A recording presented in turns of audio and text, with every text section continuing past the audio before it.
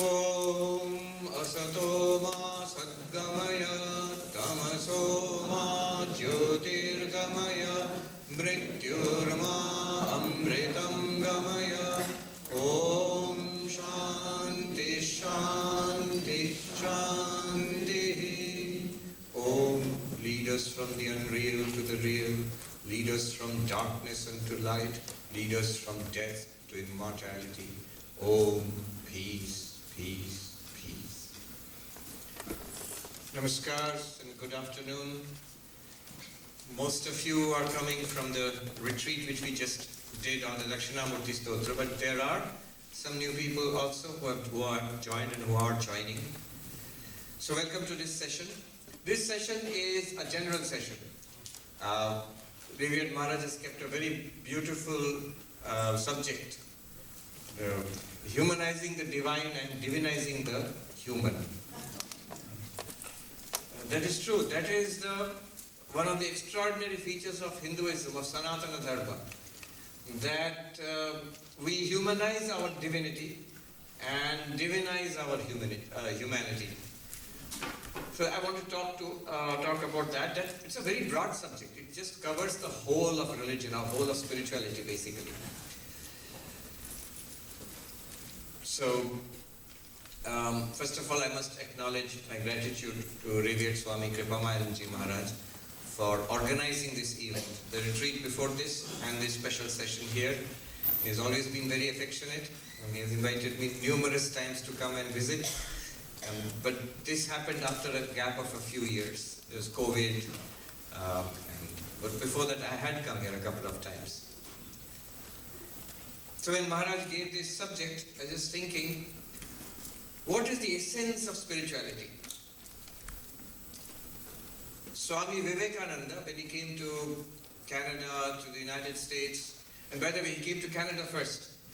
The Vedanta Society people in Vancouver, they say they have a kind of little grudge, a little complaint, that Vivekananda first landed in Vancouver, then he went to Chicago. Everybody talks about Chicago, nobody talks about Vancouver. When he came to this country, in the West here especially, he would introduce religion, he would introduce spirituality and Vedanta with his favorite quote from the Upanishads. Shrinvantu Vishve Amritasya Putraha Aye Ramani Divyani Tastu Vedaham Purusham Mahantam Aditya Varnam Tamasastu Parastat Tameva Viditva Ati Mrityumeti Nanyaf Pantha Vidyate Ayanaya. What does that mean? Listen, ye children of immortal bliss. Shrinvantu Vishve Amritasya Putraha. So here is some Vedic rishi from thousands of years ago, addressing us, and literally us, across the centuries, across the millennia. Right here in America, in the United States there, in the late 19th century, early 19th century, the American transcendentalists, Emerson, Thoreau reading the Upanishads, the Gita at Walden Pond, and he says, I am bathed in the light of an earlier dawn, a dawn of civilization. When I read these words of the Upanishads, Shrinvantu Vishve Amritasya Putraha, listen ye children of immortal bliss. And here itself, it's remarkable, because the one truth of our lives is death. We know that death is the common truth of our life. Whether you believe in God or you do not believe in God, whether it's spiritual, not spiritual, everyone dies. Death is guaranteed for all of us. Somebody was joking that life is terminal illness with 100% fatality rate. Life itself is a disease, so it's 100% fatal. That's the one thing that is guaranteed. Vivekananda says everyone dies. Paupers die and emperors die too. The learned die and the ignorant die. Sinners die, but saints die too. So death comes to all of us. And this one incontrovertible truth about our lives, that the Upanishadic Rishi says, children of immortal bliss. Just the reverse of what we think of ourselves. And then he says, even if there are gods in the higher heavens, you listen too, because because what I'm going to tell you is not known to human beings, is not known to the gods. What is he telling us? This is the essence of spirituality. Vedaham Purusham Mahantam. There is an infinite being which I have known or realized. What is it like? Aditya Varnam Tamasah Parastad. Blazing forth like the sun. So like the sun means light, luminosity, limitless luminosity, but not a physical light. Here he means the light of consciousness. Forever beyond darkness, tamasah parastad, forever beyond the darkness of death, of limitation, of sorrow. Now what happens if you realize this? Tameva viditva ati mrityumeti. What's the point of spirituality? What are we trying to do? What's the project here? Realizing that we go beyond death. Realizing that we go beyond death. We go beyond limitation. We go beyond sorrow. Isn't there any other way? Nanyah pantha vidyate ayanaya. There is no other way. So this is the case. What is spirituality? What are we trying to do? What is the result? What is the case or the argument for spirituality? What is spirituality? There is some limitless existence, some infinite existence, some ultimate reality. Later on, as religions develop, you will call it God or Yahweh or Jehovah or Brahman or Shiva or Vishnu or Kali or Allah or Father in heaven. You will call it something later on. But let's just call it that. General term. Even the word in the Upanishads, Brahman, it just means limitlessness, vast. The etymological meaning, grammatical, just means vast, limitless. There is something. There is something. And not only there is this ultimate reality, it can actually be accessed. It can actually be realized. It can actually be experienced, quote unquote. Vedaham Purusham Mahantam. I have experienced it. This is the primal spiritual quest. When Vivekananda, the young Vivekananda, Narendranath Datta, goes around in 19th century Calcutta, what is his quest? Have you seen God, sir? Not, is there God? No, that's not the question. Do you believe in God? That's not the question. Why should I believe in God? That's not the question. Have you seen God? Have you experienced God? And he found somebody who said, yes, I have. Vedaham Purusham Mahantam. I have experienced that infinite reality. And Vivekananda accepts that one as his guru, Sri Ramakrishna as his guru. Later on he would say, again in this country, he would say, Vivekananda, if someone says, I have seen and you cannot, so you must follow me, do not follow such a one. If someone says, I have seen and so can you too, then you can follow such a one. Vedaham Purusham Mahantam. So not only such a thing exists, it can be experienced, it can be realized.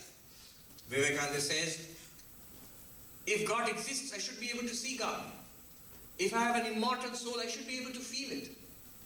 That struck a chord, especially in 19th century, late 19th century America. It's a very Christian America. When Vivekananda comes and says, God can be seen, God can be experienced. The goal of life is to experience God. And he says, religion is not just believing in something. Religion is realization. So, Vedaham Purusham Mahantam. I have realized that, I have experienced it. And what is it like? A very neutral, impersonal description. Limitless light, luminosity. Forever beyond darkness and sorrow. Aditya Varnam Tamasah Parastha. And then what is the point of it all? What's the purpose of it? The purpose is Tameva viditva ati mrityumeti. Realizing this, we go beyond death. We go beyond limitation. We go beyond suffering. Isn't that the point of all our efforts? One might say, no, I just want to earn some money and I want to live a nice life. Basically, you want to be happy. Basically, you want to overcome suffering. All our efforts have these two aspects. We want to overcome suffering and we want to be happy and fulfilled.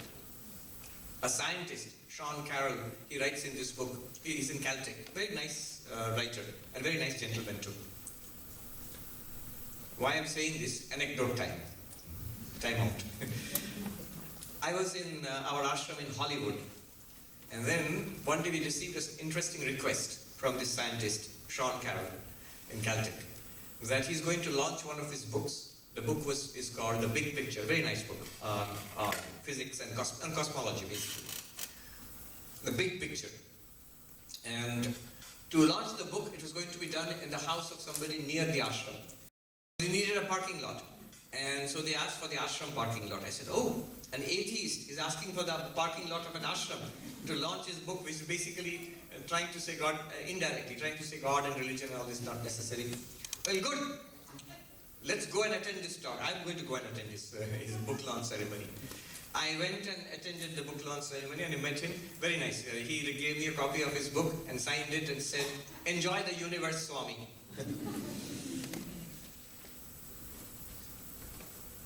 There also I met another interesting person.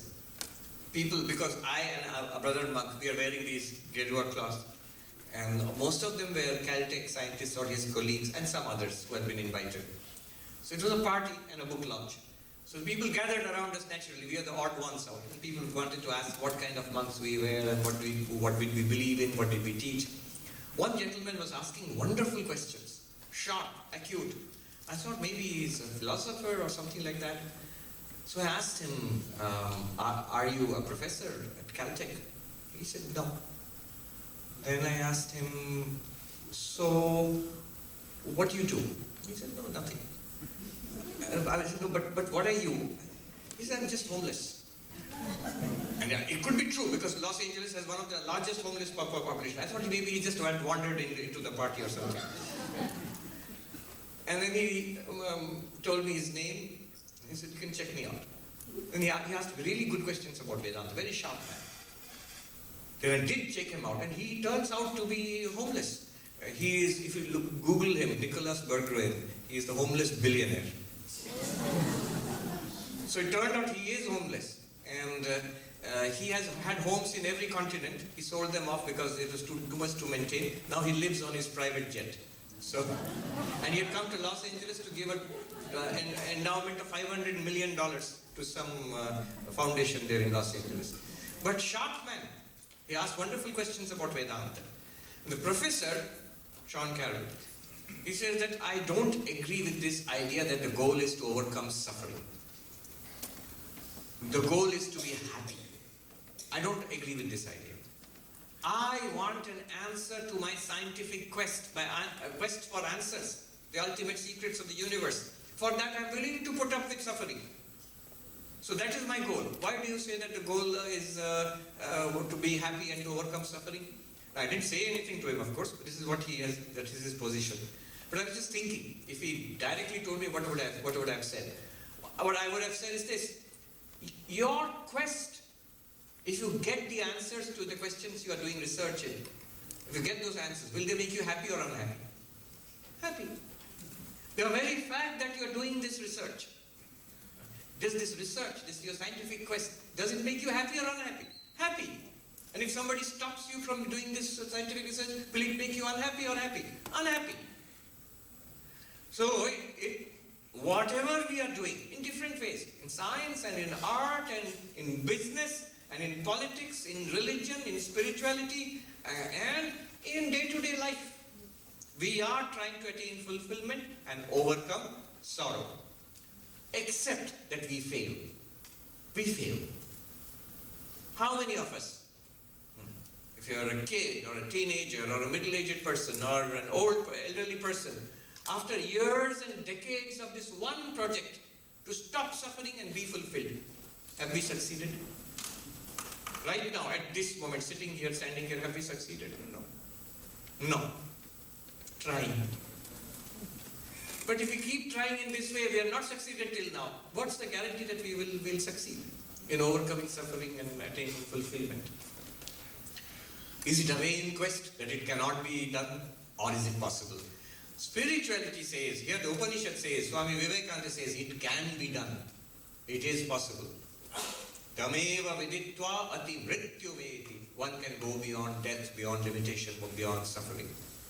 So this, our quest, it is a true quest, and there is an answer to it. What's the proof? The proof is in the life of the saints. The proof is in the life of the enlightened ones. Notice one thing, they have gone beyond suffering, even though they suffer everything that we suffer and more maybe. But they don't complain about it, at least on their personal level.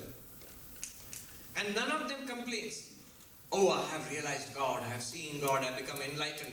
Plus, little shopping list is left. That much if I get, then I'll be fully happy. They never say that. Yes, I've done that, I've checked the list, I've become enlightened, I've become the Buddha, I've become a Jivan Mukta, I've become whatever. And some more things are remaining to be done in my list to do. No.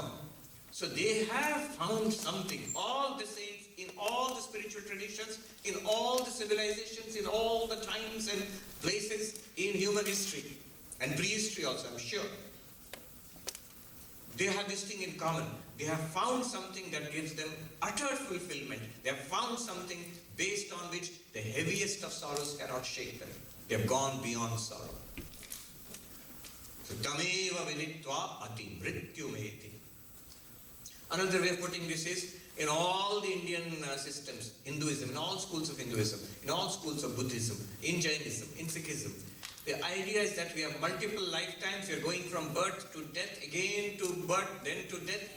Krishna says to Arjuna in the Bhagavad Gita, Jatasya hi dhruvo mrityu, dhruvam janma mritasya cha. For those who are born, certain is death. But certain is birth for those who have died. This cycle we are going through, and this is not good news. We need to be free of this, because we are repeating the cycle of limited existence, births and deaths. So the freedom is possible from this. This is the claim, the big claim that the Rishi is making. Tameva viditva ati mrityumeti.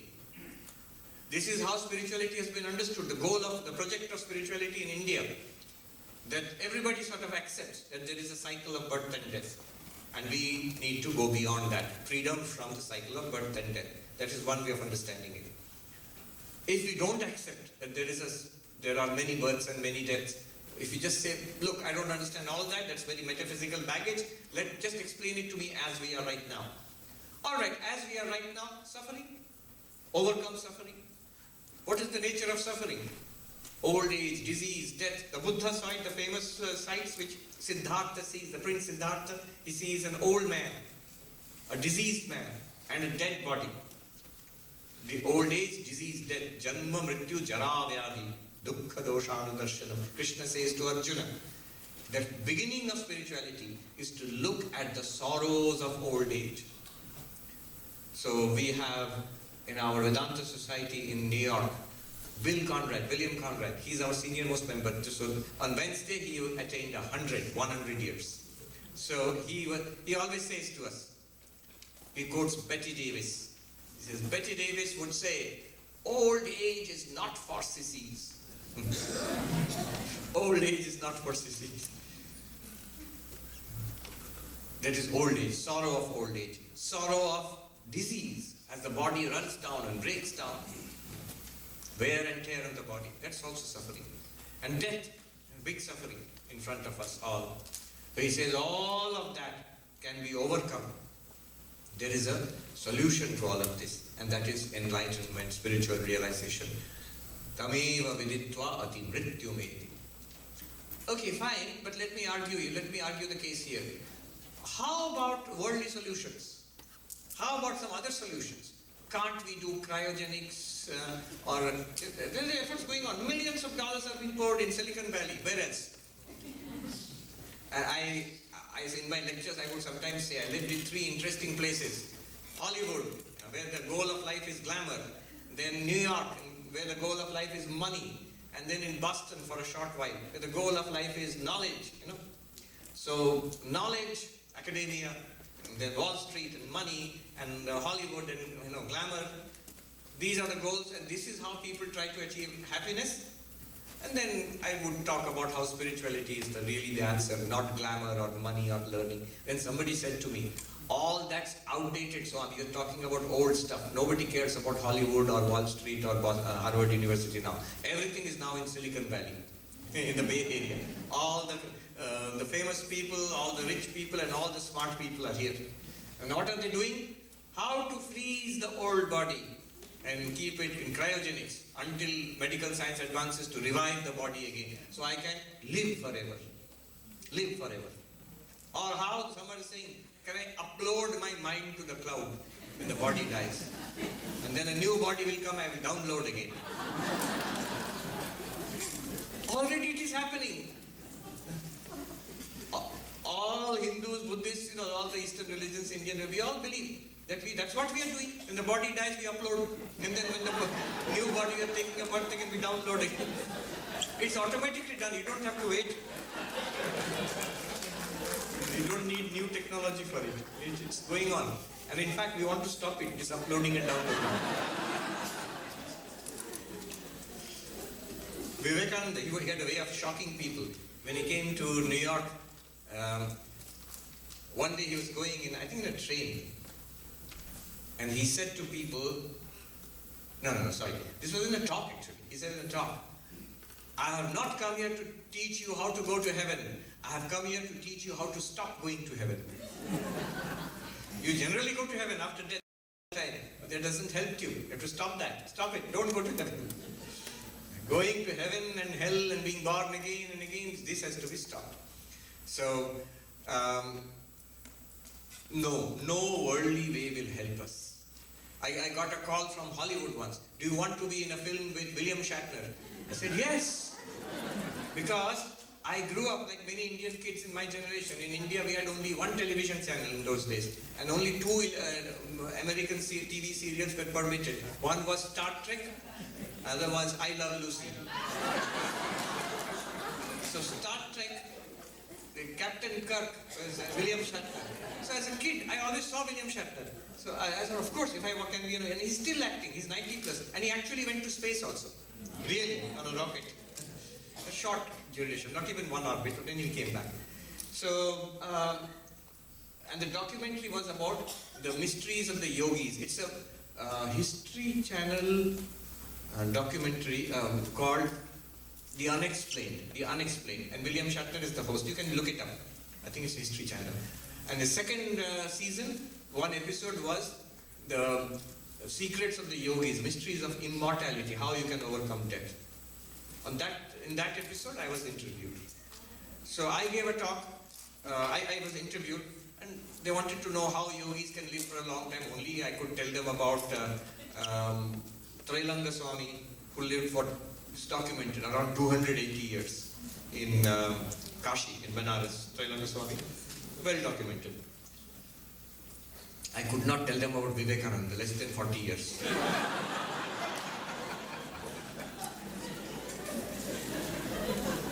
So they were very interested. They interviewed me. But when after that I tried to tell them, see, it's not necessary. We are dying and being reborn. We actually don't die. The body dies. We will continue, and we will get newer and newer bodies. Why are you worried about preserving this body? You will get newer and newer bodies. And not only that, that process also has to stop. You are really immortal as pure consciousness. None of that they were interested. They cut out the whole thing. If you see the telecast of that episode, only Trailanga Swami lived 280 years. That they were very interested. How I can live 280 years? Nanya, Upanishad says, Nanya pantha vidyate ainaya. All spiritual traditions will tell you, in none of these material ways can you become immortal. The truth is that only the spirit is immortal. Only pure consciousness is immortal. Whatever is material, as the Buddha said, all compounded things will one day fall apart. If something has been put together, it will fall apart. The body has been put together, it will fall apart. Even the mind has been put together, it will fall apart also one day. There is no other way to attain immortality except, there's no other way to attain fulfillment. There's no other way to attain, to go beyond sorrow except through spirituality. How will you define it? Now we come to spirituality. One way of understanding the whole gamut of spirituality is, which we discussed in the retreat in the last few sessions. All of Vedanta can be understood as this statement, Tat Tvamasi. Tat Tvamasi. You are that. You are Brahman. Some of you might be thinking, oh no, not again. We have heard it all. Yes, but I'm going to take it, approach it from a new angle. This Tattva Tattvamasi includes all of spirituality. How? Let me tell you. Tattvamasi, the two words Tat and Tvam. Tat means that. God, Brahman, whatever you call it. Tvam means you or I, the individual being. All spirituality falls in these two categories. Spirituality centered around that and spirituality centered around you. The self-inquiry based spirituality and the God-seeking spirituality. These are the two paths. Tat Pradhana and Tvam Pradhana. These two kinds of spirituality. I sometimes ask young people who want to become monks, what are you looking for? And they'll give neatly two kinds of answers. One is, I'm looking for God. I'm searching for God. God realization. The second one is, I'm searching for who am I? See, two kinds of spirituality. Even if we ask ourselves, we will find one of the two. Either I'm searching for some ultimate reality, God, whatever it is, religion is promising it, let me see. That is God, searching for God. Like Narendranath goes out and asks Ramakrishna, have you seen God? Or some others, who am I? Ramana Maharshi's way, who am I? That path also. So one is an inquiry, search for Tat, that. The other one is an inquiry into Tvam, ourselves. Now there are Tat-centered, that-centered, God-centered spirituality. What are those paths? Many are there. There are, so the theistic religions, Judaism, Christianity, Islam, Zoroastrianism, and many such paths in Hinduism itself. Shaivism, Shaktaism, Vaishnavism. You are seeking what? I am seeking Shiva or Vishnu or Devi or Jehovah or Allah or Father in heaven. I am seeking God. This is one kind of spirituality. And the features of this kind of spirituality, you will normally see devotion, surrender, love, prayer, belief, faith. And there's the other kind of spirituality, which is not so much God, but who am I? What am I? Example, Buddhism, of course, will come into our first answer we'll get is Buddhism. But also Jainism. Many people do not know that Jains don't believe in God. It is for the self-realization and freedom of the self. Similar in Buddhism. It is a self-inquiry based, self-liberation based religion and spirituality, Jainism. In Hinduism, so Hinduism has both kinds. In Hinduism, you have Sankhya, which does not talk about God. You have yoga, these ancient paths, many of them are self-realization paths. Some believed in God, some did not believe in God, but God was not the goal of any of them. The goal was self-liberation.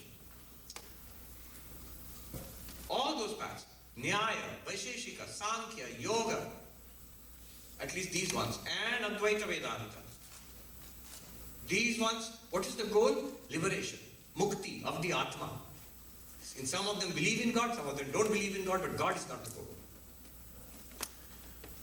So these paths are mostly, the self-inquiry based paths are mostly, you'll find emphasis is more on meditation, emphasis is more on study, inquiry, philosophy, that kind of path. Now, both of these paths have their advantage and disadvantage. Both have advantage and disadvantage. What are the advantages of a God-centered path? What is the advantage of, I won't say self-centered path, that sounds very bad. Self-inquiry path. And what are the disadvantages of God's centered path and what are the disadvantages of self-inquiry path? So, what is the advantage of the God-centered path? You will notice now, he has mentioned everything except Advaita. There is a reason. I'm going to come to that later. What is the advantage of the God-centered path? The advantage is, God is omnipotent, omniscient, omnipresent, all-powerful, and loves and is all loving, all good, can grant all our prayers. What is the disadvantage? Disadvantage is, does God exist at all? The disadvantage of the God-centered path is because it's based on faith. That's why the term for faith here, the term for religion in America is faith. You to believe. So God-centered paths are all faith-based, devotion-based. You have to accept it. If it's faith-based, you can always challenge it also. That's why in all the religions, theistic religions, they'll always have problem with atheists. They'll always have problem with skeptics. Suppose I don't believe God exists. I don't believe it. What will you do? So the problem with the God-centered path is disbelief. One person may not believe, especially in this day and age. If you talk too much about God, you will have to face Richard Dawkins and Sam Harris and Daniel Dennett, the new atheists, militant atheists, who will cut you down to size. So that's atheism. I mean, it's not a new problem. But God-centered religions have faced this problem from the very beginning. 1,000 years ago, there was a great debate between Hindus and Buddhists. So Hindus, the Hindu dualistic schools, they believed in God and devotion to God. And the Buddhists attacked that conception of God of the Hindus. So there is a story of the great Nayayika, Udayanacharya. Once he goes to Jagannath temple in Puri, and he finds the door is closed because the bhoga is being offered to Jagannath. So he composes a verse. I've forgotten the original Sanskrit, but what it means is this. Oh, you have become so proud now that you are shutting the door and not letting me meet you. But when the Buddhists come to disprove you, you will run to me to help to prove your existence.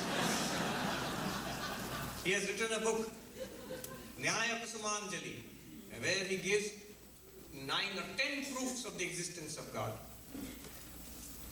So on all the theistic religions, you will find an attempt to prove the existence of God. Why? Because there is always doubt. Saint Thomas Aquinas, the great Christian theologian, there are 5 proofs of the existence of God. 5 proofs of God. Many will be interested. Oh, the proof. There is proof of existence of God. You Google it and see, you will not be impressed. Those who believe in God, they will like the proofs. Those who don't believe in God will not be impressed by the proofs. Nobody has been convinced by any of those proofs. Thomas Aquinas gives 5 proofs of the existence of God. In Christian theology, you have the well-known classical proofs of the existence of God. In Nyaya philosophy, who fought against the Buddhists, so they tried to prove the existence of God. Udayanacharya gives 9 proofs of the existence of God, even now. So those things are studied. On the other hand, the self-inquiry based approach does not have this weakness. Does not have this weakness. Because one thing you are sure of, your own existence. You may or may not be sure of God. You may not be sure whether the world is real or not. But I exist. Nobody doubts. The great mathematician and philosopher Descartes, he set out to doubt everything that could be doubted, and finally ended up, the one thing that cannot be doubted is my own existence. The famous statement, cogito ergo sum, I think, therefore I exist. Even if I have to doubt my own existence, it's a thought that's clearly present. I am the thinker of that thought. So one's own existence cannot be doubted. There are nobody has written 5 proofs of my existence, 10 proofs of my existence. Because nobody is interested. Nobody doubts it. Why will you try to prove it? So, in the self-inquiry path, that is not a problem. Doubt in that sense is not a problem. My existence is never in doubt. But then that is the problem. My undoubted existence is also the problem, because this undoubted existence has 1,000 problems. I exist, no doubt about it. But I have a financial problem, I have emotional problem, I have relationship problem, I have parking problems, I have, and finally death. Big problem, death. So my undoubted existence has many problems surrounded by it. God, whose existence is in doubt, whether God exists or not. But God has no problem, omniscient, omnipotent, omnipresent. Now, why I am saying all this, I'll bring it together now. What Advaita Vedanta does is, it says, Tat Tvam Asi. You are that. It takes the undoubted existence of the self, and identifies it with the infinitude of God, problem-free existence of God. So it says, this undoubted existence which you are is also limitless existence, which God is. The problem-free nature of God and your own undoubted existence are brought together in this identity, that thou art. Think about it this way. This is a new way of understanding Tattvamasi. Not original to me. I heard it from a sadhu in Uttarakhand. First of all, he uses it to understand all types of religion. And then he says the uniqueness, of course, he's a non-dualist, he wants to prove the speciality of the Advaitic path. Now, this is the big picture of the spiritual path. Self-inquiry type of spirituality, God-based type of spirituality. Divinity, God, and divinity within. That divinity, the power behind this universe, and the divinity within, our own immortal self. Here Hinduism comes in and says, for all beings we try to see the divinity in them. The divinity of within, divinity within us. Swami Vivekananda defined spirituality that way. He says religion, spirituality, is manifestation of the divinity already within us. The manifestation of the divinity already within us. That is his definition of spirituality. And the opposite we do. The divinity which exists, which is God, we try to humanize it. We try to bring it closer. I'll speak a few words about this and then conclude. Manifestation of the divinity within us. What does it mean? First, we take ourselves as we are. This human being. Is this the final truth about ourselves? What are we really? This is what Vedanta wants to understand. Are we a biological machine? Seems to be. There's a biological, no doubt about it. Are we an economic animal, like Marxists would have us say? Are we social media creatures? And the latest theory is that we exist on social media. So what are we? What is our reality? And Vedanta, by a process of inquiry, philosophical, spiritual inquiry, asks this question, draws our attention. What do you think you are? I am this body. Then first focus on the body. And Vedanta shows us this body is ever changing. You are never changing. You are the one who claims that you are the one in that body, the baby's body, which is so tremendously different from this body. You are the one in the teenager's body, which is so different from this body. You are the one in the middle-aged person's body, and you say, I am the same one in the body of this elderly person. And this is not just our intuition. Law says this. Law holds that you are the same one. From that baby till this elderly person, you are the same one according to law, according to common sense. In every metric, we are all held to be the same one. And yet the body is changing continuously. It's a stream of matter flowing through this body continuously. It's changing shape and size and health and all sorts of things. So, the changing body and the unchanging self, you admit that the body is changing. You admit that you are not changing. How can they be the same thing? You said you are the body. When we claim that we are the body, when this is drawn to our attention, but you are unchanging. You claim to be the same one. An elderly nun said to me that a few days back I saw my reflection in a shop front window, and I thought, who's this old lady?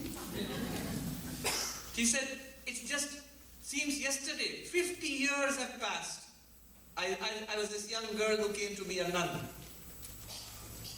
So, I feel the same. I'm the same person. The body has changed tremendously. It's an alien thing to me. I, the unchanging self, whatever I am, I cannot be the body. And similarly, the body is a thing which I'm aware of. This table, this podium, lectern is a thing which I'm aware of. Am I a lectern just because I'm aware of it? No. Am I a microphone just because I'm aware of it? I see it? No. Well, in the same way I'm aware of the body. I can objectify the body. I can see it, touch it, smell it, taste it. Every one of the senses operates on this body. It's an object.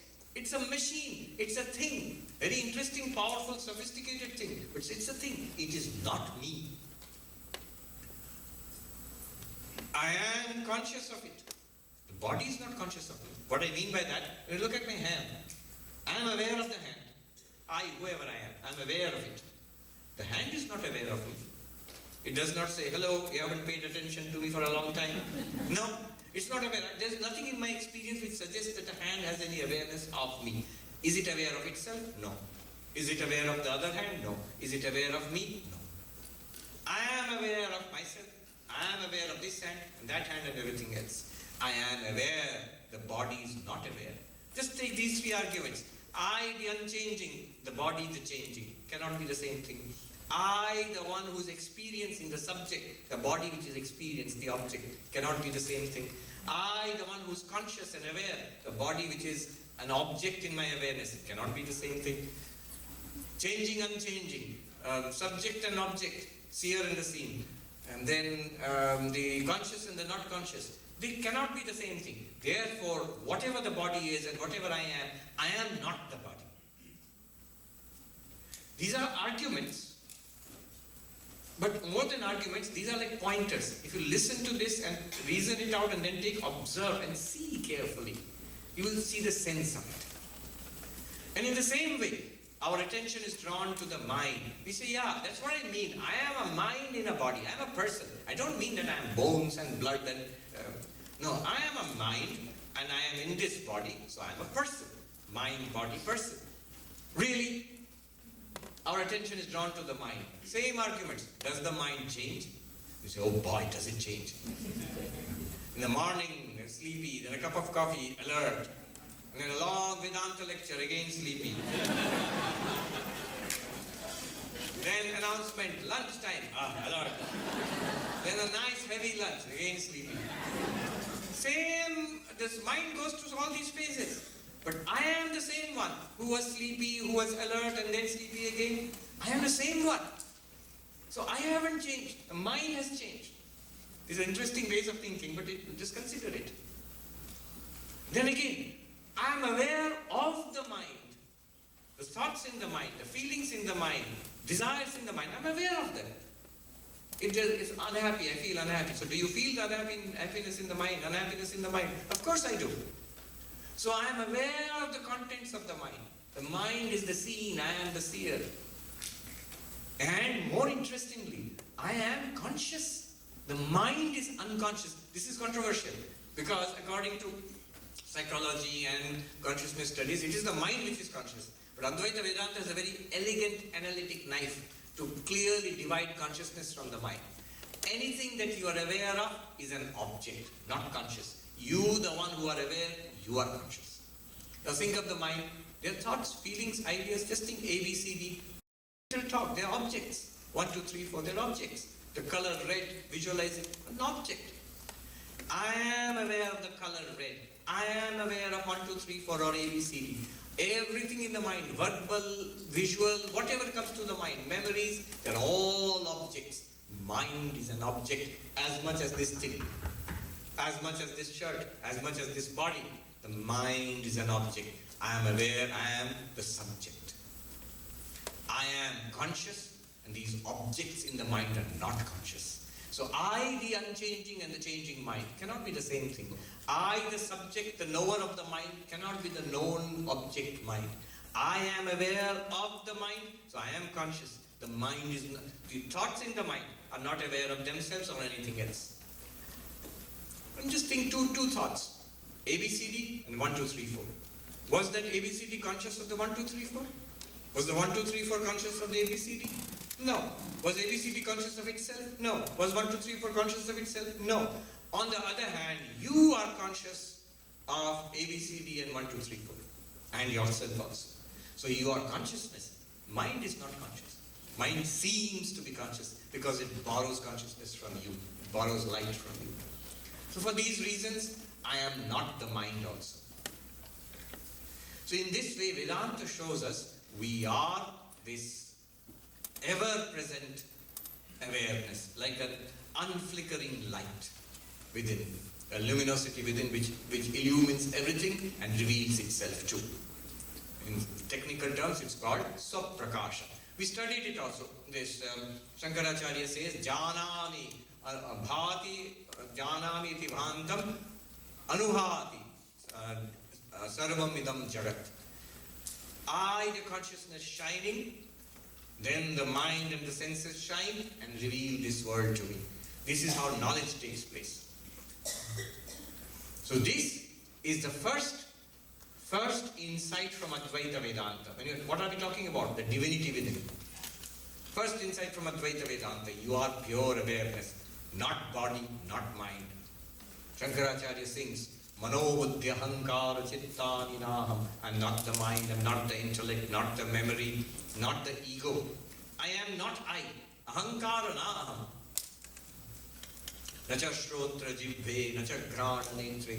I am not the sensory system either. I am not the sensory system either. Eyes and ears and nose and tongue. I'm not. Did you want to say something? Yes. Yes. Am I consciousness? That is the, yes, you have jumped ahead. That's where we are going. We are going there. So I am not the mind. I am not the senses.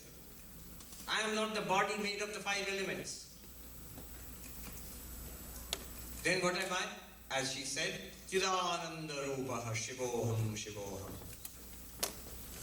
There one has to be a little careful. Why? When I say I am not the body, I know what the body is. When I say I am not the mind, I know what the mind is.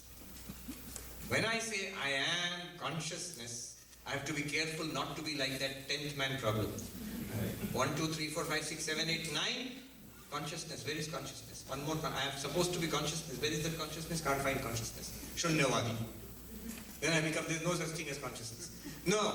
Consciousness is not like the body. Consciousness is not like the mind. Consciousness is that to which mind and body appears, that in which mind and body appears, and that from which mind and body are also not separate ultimately.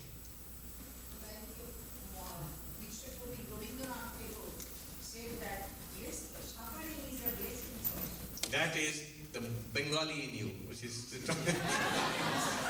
See, have you noticed Bengalis will always circle back to Rabindranath Tagore? All right, let me finish.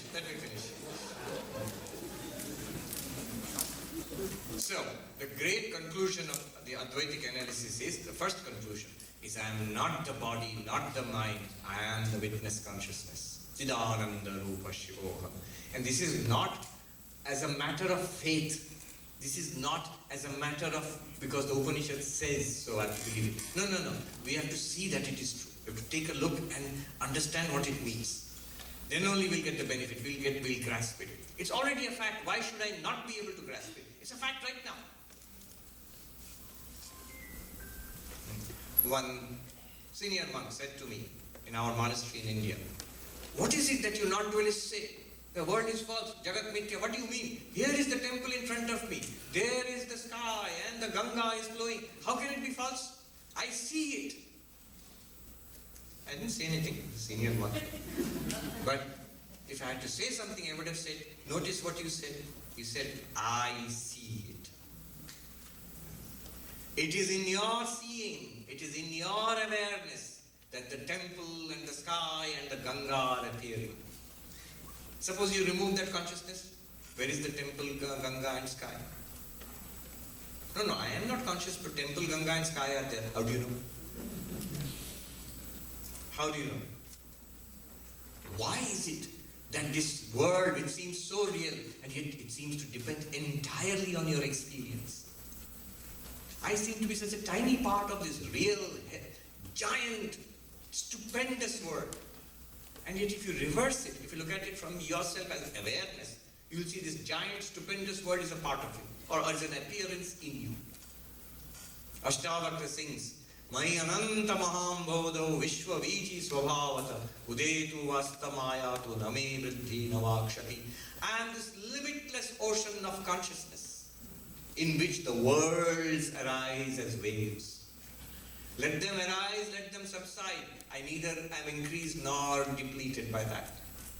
I gain nothing, nor do I lose anything. Let birth come, I do not gain anything. Let death come, I do not lose anything. Let success come, I do not gain anything. Let failure come, I do not lose anything. I am the limitless ocean. All of these are waves in me. The infinite ocean of existence, consciousness, bliss. This is called the divinity within us. Divinizing the human. What is the human? Body. Mind. I am a person. I am this little being. I am this fellow Sarvapriyananda. But divinity within me, the awareness in which the Sarvapriyananda personality appears, that awareness is limitless. That awareness is not afraid of death. Body can die. Awareness does not die. That awareness is not afraid of the ups and downs of the mind. Awareness is one and constant, is ever fulfilled. This is called divinity within us, the divinizing the human. There's another side to the divinity within us. When Vivekananda says manifestation of the divinity within us, he means something more than this. Not just knowing I am Brahman, but living it also. When you say manifestation, it must be manifested in my thinking, in my words, and most of all in my life. That is the beauty of Vedanta, and especially the Vivekananda brand of Vedanta. Not just knowing it, not even just realizing it, but it must also be manifest in life. Let me explain what I mean. I read a paper on enlightenment in Buddhism, and the paper said something very interesting. Enlightenment has two sides. One side is what it called a paradigm shift, and the second side is what it called ethical manifestation. Paradigm shift is, I realize I am pure consciousness, I am Brahman, I am Atman, I am not the body, I am not the mind. There is a shift in my understanding of myself. Big shift. But then it also should be followed by or matched with an ethical manifestation. Then I should be able to manifest selflessness, discipline, self-control, love for all, sympathy for all, overcoming all my desires and finding fulfillment and radiating that joy within. All of those things should manifest in me. All what is called the divine qualities, all virtues and ethics should manifest in me, in my life.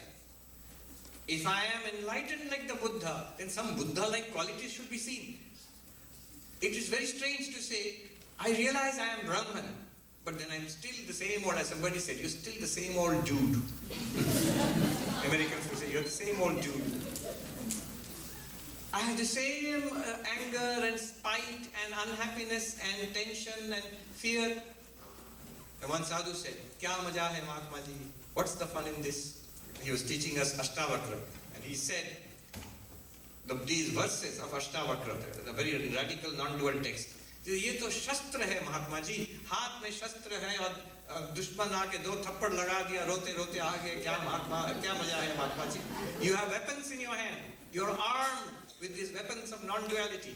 Then the enemy comes. Enemy is fear and anxiety and greed and temptation and terror, all the negativities of the world, they attack you and you come back weeping. What happened? Life has treated me miserably. What happened to your Brahman, Atman, non-duality? He says, Kya maja hai? What's the fun in this, Mahatma ji? So, you must manifest, this knowledge must come in life. Swami Turiyanandaji, whose example I gave, when he said to Sri Ramakrishna, does this hurt? Sri Ramakrishna said, yes, it hurts here. But then Turiyanandaji noticed that Sri Ramakrishna in terminal cancer patient says, you are in great bliss. And Sri Ramakrishna agreed. Turiyanandaji in his own life, towards the end in Banaras, he had a number of operations, surgical operations, series of them actually. And in some of them, it is recorded, there were a number of witnesses. The operations were performed without anesthesia. When the doctor said, I'm going to cut deep, we'll put some anesthesia. Turiyanandaji said, no, just let me know when you're going to cut. I said, are you sure, Swami? Yes. So when the wound was, the boil or something was lanced, cutting deep and scraping out the wound, it's very painful, excruciatingly painful. And yet Turiyanandaji was smiling, I think even talking, relaxed. Not that he was in meditation. Not that he was in samadhi, not available of it, not cognizant of the pain. Not like that. He was completely in a normal, awake, interacting with people, and yet doesn't seem to be moved by the tremendous pain also. Feeling the pain and transcending it. That's a greater accomplishment than I can meditate so deeply that I won't feel it at all. That's a kind of spiritual anesthesia. Now, without anesthetic, actually feeling the physical pain in the body, and yet able to overcome it or transcend it, not suppress it by willpower. Willpower is good, but at a certain time it will not work. When you're young, healthy, vigorous, you may apply willpower. When you're old and the body has become sick and every little thing is sensitive and painful, very difficult to apply willpower when your whole system is worn down. What is it that enables this old monk to overcome severe pain effortlessly? So that is this application, manifestation of the divinity within. I am Brahman. Let's see, here is a challenge, here is a problem. But the only thing is, this has to be based on actual realization, not on, I have attended a retreat. Now let me do an operation without anesthesia. Let me try it. There's a story of one of the monks who tried this. He was going to operate something in his hand, I think, yes. And he told the doctor, operate without anesthesia. And the doctor said, are you sure, Swami, because it's going to hurt? And the monk said, I am Brahman, I'm not the body, not the mind, I am the witness, I am quite clear about it. Operate, we will see. The doctor said, all right. The moment the knife cut the flesh, cut the skin, he said, stop. What happened? You put some anesthesia, put something there, it hurts, it burns. Swami, your consciousness. And then in Hindi, this Swami, he said, wo kitab ka baat sala kitab mein reh gaya. It means, if you translate into English, it means all that theory from the books, it is remaining in that damn book. None of it is of any use to me. So, manifestation of the divinity within. So, divinizing the human means two things. The paradigm shift, I must realize I am Brahman, I am consciousness, but also it means the manifestation. I should be able to live it. It should give benefit to me in my life here. I should be able to demonstrate not only to others, but first of all to myself. It is giving me benefit. I'm able to overcome my suffering. So this is divinizing the human. Swami Vivekananda said, my goal in life can be put in a few words. It is to preach unto humanity their inner divinity and how to make it manifest in every movement of life. This is divinizing the humanity. Then humanizing the divinity, the other way around. This recently in Puri Jagannath, it was this Rath Yatra and all this done. So the Lord wants to take a trip. He has an SUV also. Bhagavan will go on a trip, spin, take the SUV around. But his SUV is grand. So that is a great Ratha. That's where the English word Juggernaut comes from. When the British first came to Puri, yes, they saw the Rath Yatra, the chariot of the Lord and Jagannath moving. They must have been amazed. So they must have asked the local people, what's that? Local people must have said Jagannath. And they thought the chariot was Jagannath. So they call it, in the dictionary you will find a word, Juggernaut. Juggernaut means a huge vehicle which moves, crushing everything in its path. So Jagannath goes on a car trip. Of course his car is very big. Then he takes a bath. It's called Mahasnanam. But because it's Jagannath's bath, it's 108 golden pots filled with waters. But so much water if you pour, he'll catch a cold. And he does catch a cold. And then there's medicine given to him and he takes rest for 3 days. He won't meet anybody. Now what's going on here? Why will God go for a car trip? Why will God take a bath? Why will God catch a fever? Why will God need some medicines? Paracetamol. Why? This is the beauty. You have to understand the secret of Sanatana Dharma. What they have done is that which is utterly abstract, existence, consciousness, bliss, they have made it our very own. Like your own father, mother, brother, sister, child. So he says that ultimate reality, here is a technology where you will, a spiritual technology, where you will establish a relationship with that ultimate reality. Shanta Bhava, Aham Brahmasmi, like the rishis, that's one. But also Dasya Bhava, the Lord is my master, I am your servant, like Hanuman. I know many of our monks in our order, one attitude they have towards Sri Ramakrishna, you are the master, we are your servants. Wonderful bhava, really wonderful.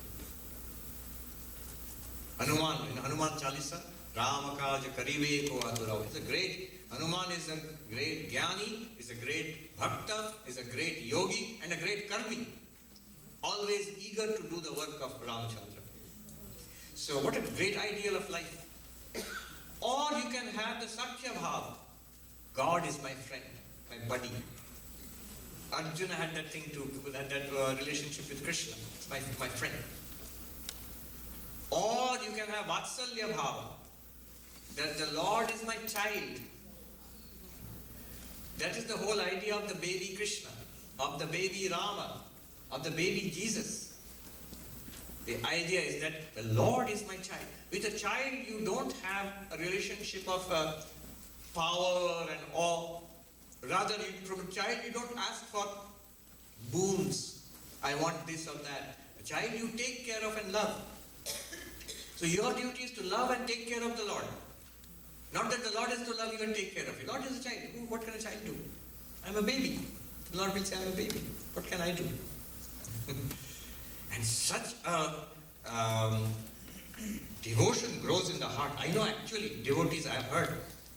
One lady, whole life she served Gopal, the baby Gopal. She had a little image. Whole life. Her daughter-in-law told me that my mother-in-law, when she was very elderly, towards the end of her life, number of times she had to go to the hospital. And one day she said, you pray to the Divine Mother, Durga or Kali, for me. And this lady, she said, I asked my mother-in-law, whole life you have served Gopal or Krishna. Why don't you pray to Krishna to help you in this illness, to give you at least strength to bear? And she looked astonished. But he's a baby. He's my baby. Why should I ask? It's unthinkable to ask something of God. What a beautiful relationship. This is Vatsalya Bhava. God is my child. I don't want anything from God. I'll do everything for God. I don't want anything from God. Or there is the Madhura Bhava, the relationship of the beloved, like Radha and Krishna, where all the bhavas are combined together. And it's a very extremely high kind of loving, devotional relationship between Radha and Krishna. Lord is my beloved. So these are the ways in which the divine, Satchidananda, existence, consciousness, bliss, is humanized. In the Vishishtadvaita doctrine, it says, God, what is God? It is Narayana, Vishnu, who lives in Vaikuntha, in the highest heaven, in the abode, divine abode. That's one.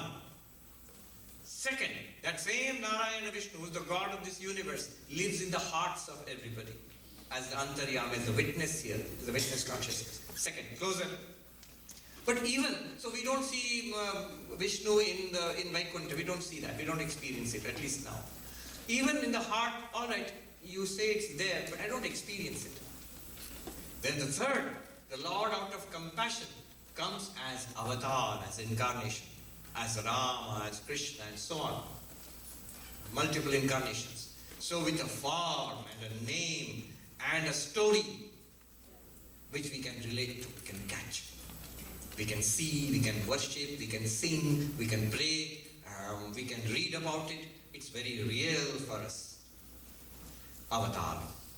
And there is a special manifestation which is part of the Vishishtadvaita doctrine, which is that in Krishna Avatara, there is a special case where Krishna becomes one Krishna. Each devotee has his or her own Krishna. So that's the Vyuha, that Krishna in the dance with the gopis. The gopis realized suddenly every gopi had Krishna with her. So that is a special manifestation where you get your own avatar. Your Lord is for you only. Very beautiful. Saint Teresa of Avila. She always used to write Saint Teresa of Jesus. So one day, she suddenly had a vision of this divine figure. Of course, it was Jesus, but had a vision. And the figure asked her, "Who are you?" And she replies, "I am Teresa of Jesus. Who are you?" Immediately the figure replies, "I am Jesus of Teresa." That's why Sister Nivedita always would write, Nivedita of Ramakrishna Vivekananda. I belong to you, you belong to me also. So this is the special avatar manifested for you. And then finally, Ramanuja goes on to say, well, that's true, it's very good for Teresa, it's very good for Nivedita, very good for the gopis, but I don't see. All right, for you, Ramanuja says, one more level comes down, it's called Archyavatara. Archyavatara means where traditionally the Lord is installed in the image and worshipped as per tradition, regularly. There is a special, it's not a symbol. It's not a symbol. It's not a physical image of metal or wood or whatever it is. The Lord is present. The divine presence is there in that image before you. So that's the spiritual technology, which humanizes the divine. It's a beautiful technology. From existence, consciousness, bliss, to Narayana in Vaikuntha, Lord in heaven. God is in his heaven, the poet says, and all's right with the world. To in the hearts of all beings, shining in the hearts of all beings. To the avatar, Krishna in front. To the avatar who is your own, your personal, which is yours. To the image which is present to all of us. It's accessible. Go to a Devalaya, to a temple where it is regularly worshipped. It must be traditionally installed and worshipped. Then there's a divine presence in that. So a Holy Mother used to say, to those who say, I can't meditate, says, look at the picture of the Master, of Sri Ramakrishna. He dwells in that picture. Not as a symbol, actually does. The more worship you do, these are all esoteric things. I know of senior monks who would judge our spiritual progress. We all, as devotees and monks, we have little shrines of Sri Ramakrishna, Ma Sharada, Vivekananda. I am missing senior monks. They'd come into my room, not look at me, look carefully at my picture of Sri Ramakrishna. Look carefully. It is the same picture, they're sold in the shops. No. After 5 years, 10 years, 20 years, 30 years, 40 years of worship, there's not the same picture anymore. There is a divine presence there. And to the extent that is manifest, he will immediately judge your spiritual level. So, Archyavatara, presence, the divine presence in your shrine, in what you worship. This is humanizing the divine. I pray to Sri Ramakrishna, Ma Sharada, Swami Vivekananda. May all these words, they bear fruit in our lives by the grace of the divine who is always there in and around us. May it manifest as the divinity within us, and may we see divinity everywhere. Om Shanti Shanti Shanti Hari Om Tat Sat.